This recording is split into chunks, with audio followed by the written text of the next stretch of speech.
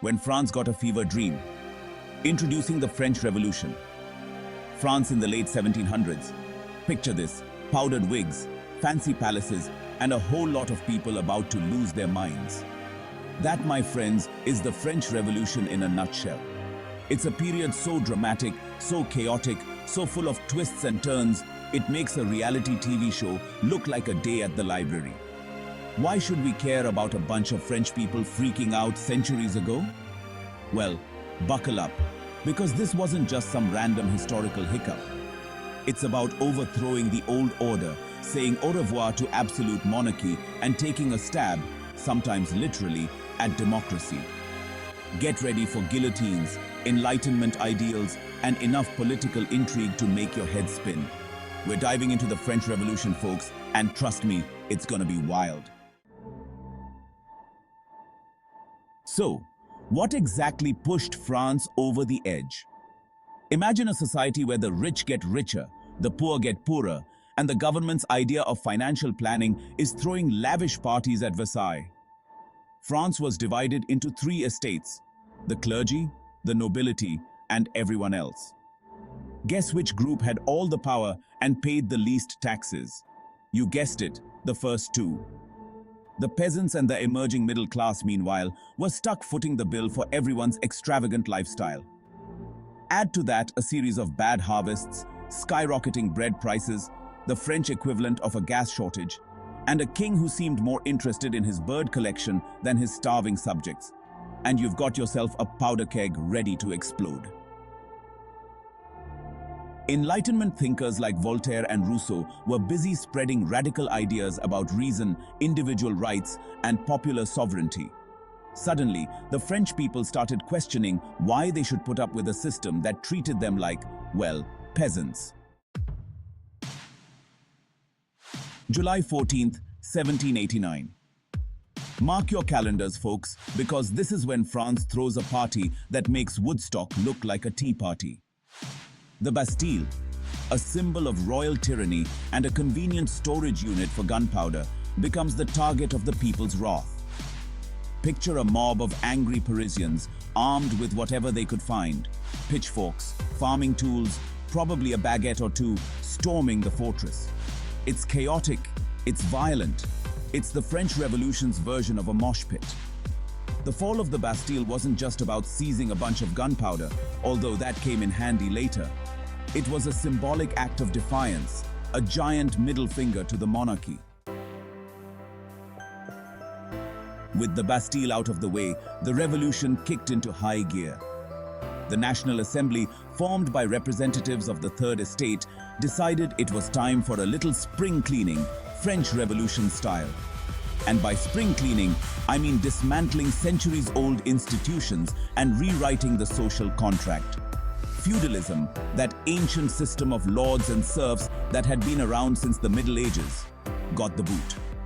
No more feudal dues, no more forced labor, no more bowing and scraping to some dude who inherited a fancy title. This was a seismic shift in power dynamics. The Declaration of the Rights of Man and of the Citizen was another major win for Team Revolution. Inspired by Enlightenment ideals, this document proclaimed liberty, equality, and popular sovereignty as the cornerstones of the new France. It was a bold statement, a blueprint for a more just and equitable society.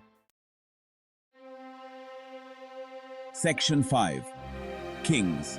Who needs them? Hello, Republic. Remember Louis XVI, the king who was more interested in clocks than governing? Well, his days of tinkering were numbered. The revolution had a knack for turning monarchs into former monarchs. In 1792, the monarchy was abolished, and Louis got a crash course in downward mobility. He went from living in a palace to a prison cell faster than you can say off with his head. Spoiler alert, they totally went there later. France was now a republic, a word that sent shivers down the spines of European monarchs everywhere. It was a radical experiment, a bold rejection of hereditary rule. The people, or at least those who hadn't been guillotined yet, were in charge now. The first French Republic was born, but its infancy would be anything but peaceful. Section 6. The Reign of Terror. Heads will roll. Ah, the Reign of Terror. Not exactly France's finest hour. Imagine a period so paranoid, so bloodthirsty, that even Robespierre, the dude who started it all, ended up losing his head. Literally. The French Revolution wasn't all sunshine and roses.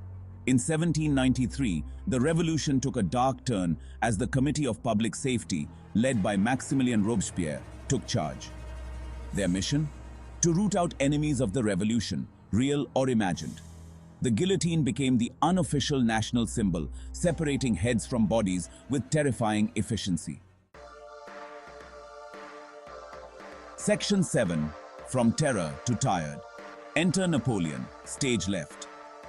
By 1794, France was exhausted. The Reign of Terror had left the nation traumatized.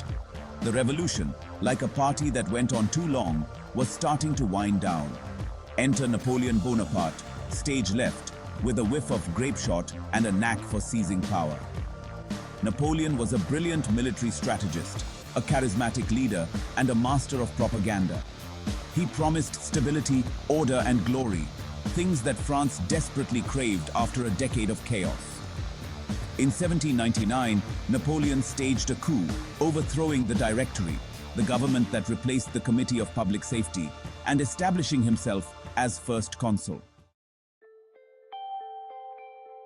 Section 8.